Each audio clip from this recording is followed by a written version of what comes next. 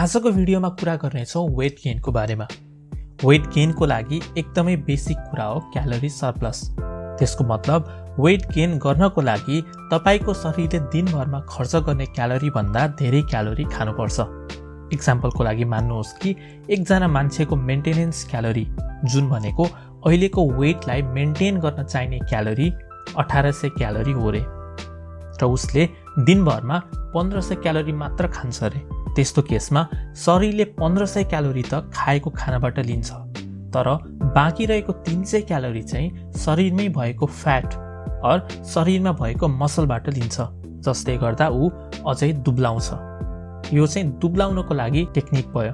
तर यदि उसले 2100 क्यालोरी खायो भने शरीरले 1800 क्यालोरी त बडीलाई मेन्टेन गर्न युज गर्छ, तर बाँकी रहेको 300 क्यालोरी चाहिँ सरप्लस हुन्छ र यो शरीरमा जम्मा भएर बस्छ र यसले गर्दा तपाईँ मोटाउन सक्नुहुन्छ। यदि प्रोटिन धेरै खायो र एक्सर्साइज गर्यो भने चाहिँ न्यू मसल टिस्यु बिल्ड गर्न सकिन्छ, जसलाई प्रोटिन सिन्थेसिस पनि भनिन्छ, र क्यालोरी सरप्लस नै मोटाउने मेन मन्त्र हो। एकजनालाई दिनमा कति क्यालोरी चाहिन्छ भन्ने कुरा चाहिँ मान्छेको शरीर अनुसार र लाइफस्टाइल अनुसार फरक पर्न सक्छ। यदि तपाईँ आफ्नो मेन्टेनेन्स क्यालोरी जान्न चाहनुहुन्छ भने भिडियोको डिस्क्रिप्सनमा रहेको लिङ्कमा क्लिक गरेर पत्ता लगाउन सक्नुहुन्छ। अब क्यालोरी सरप्लस गरेर अथवा धेरै खाएर मोटाउने कुरा त एकदमै बेसिक कुरा भयो। जस्ट खाएर मात्र मोटायो भने चाहिँ धेरै बोसो मात्र बिल्ड हुन्छ र यो अनहेल्दी हुन्छ। त्यसैले राम्ररी मसल गेन गर्नको लागि चाहिँ केही कुरामा ध्यान पुर्याउनु पर्छ। Number 1, diet. धेरै खाने भनेर 1 महिना धेरै खाने र मोटाएपछि फेरि पहिलाकै डाइटमा गयो भने चाहिँ त्यो गेन गरेको वेट लुज हुन्छ। तपाईँ जति जति मोटाउँदै जानुहुन्छ शरीरको मेन्टेनेन्स क्यालोरी पनि त्यति बढ्दै जान्छ। 50 किलोबाट 55 किलो पुग्नको लागि जति क्यालोरी चाहिन्छ 55बाट 60 किलो पुग्नको लागि त्योभन्दा बढी क्यालोरी चाहिन्छ, किनभने शरीरमा जति धेरै मसल मास हुन्छ शरीरलाई त्यो मसल मास मेन्टेन गर्न अझै बढी क्यालोरी चाहिन्छ। फर एक्जाम्पल, एकजना 5 फुट 5 इन्चको मान्छे जो 50 किलो जतिको वेट छ उसको मेन्टेनेन्स क्यालोरी 1800 क्यालोरी हो भनेर एउटा एक्जाम्पल लिउँ, र उसले दिनमा 2000 क्यालोरी खाएर मोटाउँदै 55 किलो पुग्यो भने 55 देखि 60 किलो पुग्नको लागि चाहिँ 2000 क्यालोरीले पुग्दैन। किन भन्दा 2000 क्यालोरी त उसको 55 किलो वेट मेन्टेन गर्न चाहिने क्यालोरी भयो। अब 55 देखि 60 किलो पुग्नको लागि चाहिँ उसले 2500 क्यालोरी खानु पर्न सक्छ। यो चाहिँ एउटा एक्जाम्पल मात्रै हो, तर यसरी तपाईँको डिजायर्ड वेट नपुगेसम्म कन्टिन्युअसली क्यालोरी बढाउँदै जानुपर्छ।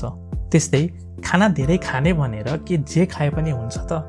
हो, मोटाउनको लागि त जे खाए पनि हुन्छ, तर हेल्दी वेमा मोटाउनको लागि चाहिँ प्रोटिन रिच खानेकुराहरू धेरै खाँदा राम्रो हुन्छ, जस्तो कि मासु, अन्डा, चना, टोफु र अन्य प्रोटिनयुक्त खानेकुराहरू।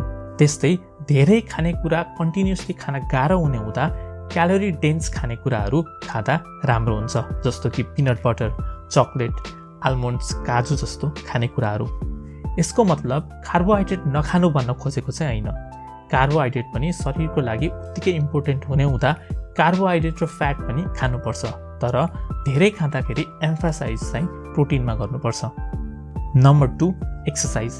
अब मोटाउने कुरा गर्दा फेरि किन एक्सर्साइजको कुरा गर्यो भन्नु होला, तर मसल बिल्ड गर्नको लागि चाहिँ एक्सर्साइज गर्नै पर्छ। एक्सर्साइज भन्नाले रनिङ, स्किपिङ जस्तो कार्डियो एक्सर्साइज होइन कि मसल गेनको लागि रेजिस्टेन्स ट्रेनिङ अथवा वेट एक्सर्साइज गर्नुपर्छ, जस्तो कि पुलअप, पुसअप, डम्बेल जस्तो एक्सर्साइजहरू।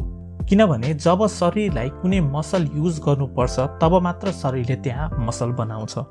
हेभी वेट गरेर अथवा पुसअप, पुलअप जस्तो एक्सर्साइज गरेर तपाईँले आफ्नो मसलको स्ट्रेन्थ युज गर्नुहुन्छ।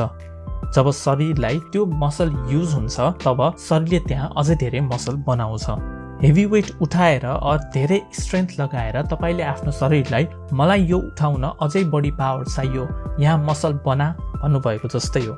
फर एक्जाम्पल, सुरुमा तपाईँले 5 चोटि पुसअप गर्न सक्नुहुन्छ, तर तपाईँ सकि नसकी 10 चोटिसम्म गर्नुहुन्छ।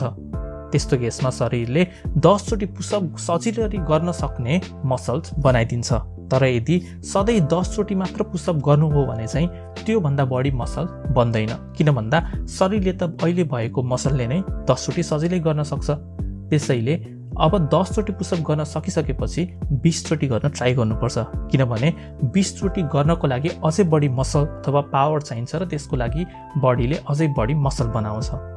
यसरी मसल गेनको लागि कन्टिन्युअसली हेभी वेट अथवा मोर रेपिटेसन अफ एक्सर्साइज गर्दै जानुपर्छ। Number 3, sleep. दिनभर खाए पनि एक्सर्साइज गरे पनि मसल बिल्ड हुने चाहिँ हजुर सुतेको समयमा नै हो। त्यसैले दैनिक एटलिस्ट 7 घण्टा जति सुत्नै पर्छ। एक्सर्साइज गरेर हामीले मसललाई स्टिमुलेट गराउँछौँ र एक्सर्साइज गर्दा मसलमा हल्का ड्यामेज पनि हुन्छ।